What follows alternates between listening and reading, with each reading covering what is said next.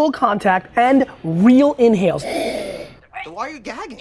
Oh, that. Have you ever been in a public restroom, heard someone just spraying mud or unleashing a vomit demon and thought to yourself, damn, I'm hungry?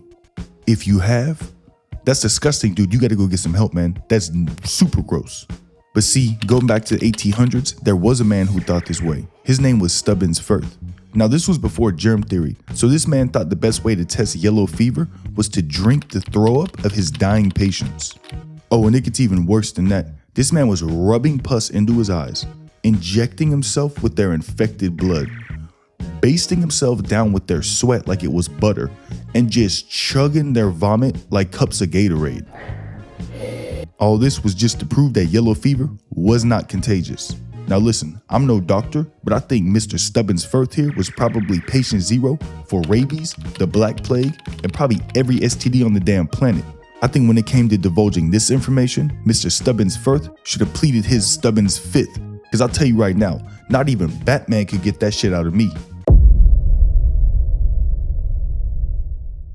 Yellow fever was absolutely horrifying. People dying in mere days, vomiting black bile, bleeding from their eyes, skin turning banana yellow. The 1973 outbreak in Philly killed roughly 10% of the population. That's abandoned streets, mass graves, and just pure chaos. Now for perspective, 10%, that would be like if all the gay people just died out of nowhere. Snap of a finger, Thanos style.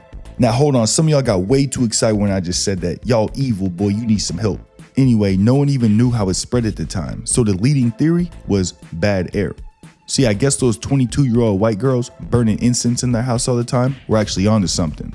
Oh my gosh, your vibes are so negative. I'm totally gonna catch yellow fever. I just can't with you.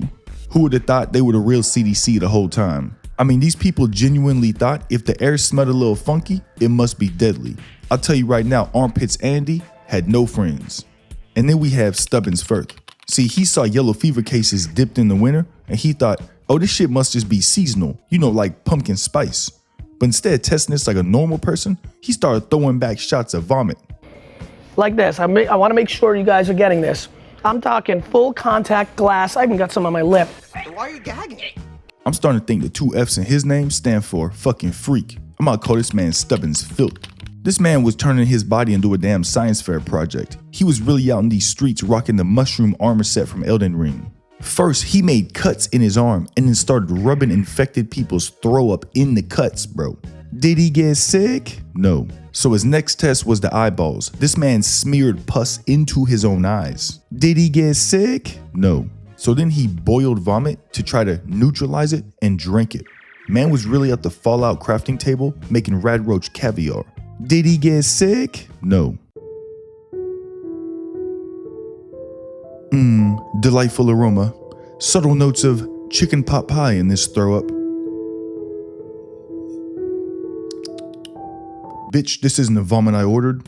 Then he collected sweat from his dying patients and was just moisturizing his chest like some damn Vicks vapor rub. And finally, the man went full psycho mode, actually taking infected patients' blood, cutting open his own skin, and just rubbing the blood inside.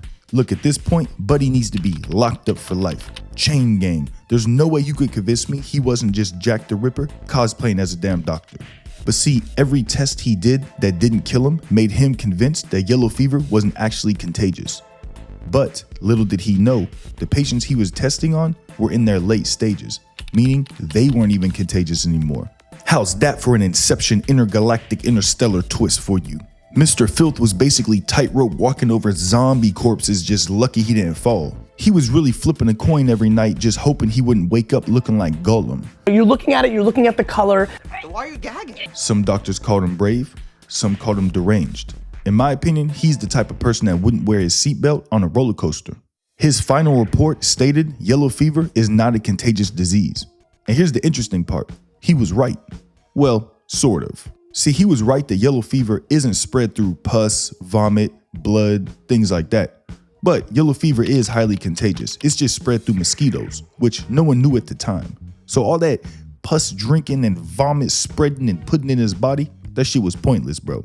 See, Mr. Ffirth boy wasn't actually immune, he was just lucky that he never came in contact with the actual transmission methods. Really all he was doing was sending his immune system to the D-Day trenches with a damn flashlight and a rusty knife talking about go fight off all the germs.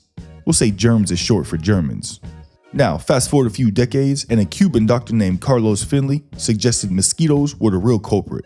Then Walter Reed confirmed that theory with actual experiments in the 1900s. Mosquito bites equals yellow fever. Meanwhile, Joe Rogan modeled Fear Factor after Stubbins Ffirth's actual damn life. And all Stubbins Ffirth really proved was if you mess around with late-stage yellow fever patient bodily fluids, you just earn a PhD in straight stupidity. But see, Mr. Ffirth was really just ahead of his time, because every few years, we get a new batch of people that want to just donate their body to science like him. You know, from people who eat Tide Pods to someone on their 15th COVID booster in hopes all the gamma radiation will help them turn into the damn Hulk. The methods change, the fluids change, but the core idea of what if I put this inside my body and just see what happens remains eternal. So next time you're debating science on the internet, ask yourself this: would Stubbins Ffirth agree with me? But hey, with that, if you liked the video, hit that like button. I want to thank you for making it this far. Leave your thoughts in the comment section below and stay safe out there, because I'm going to see y'all next time.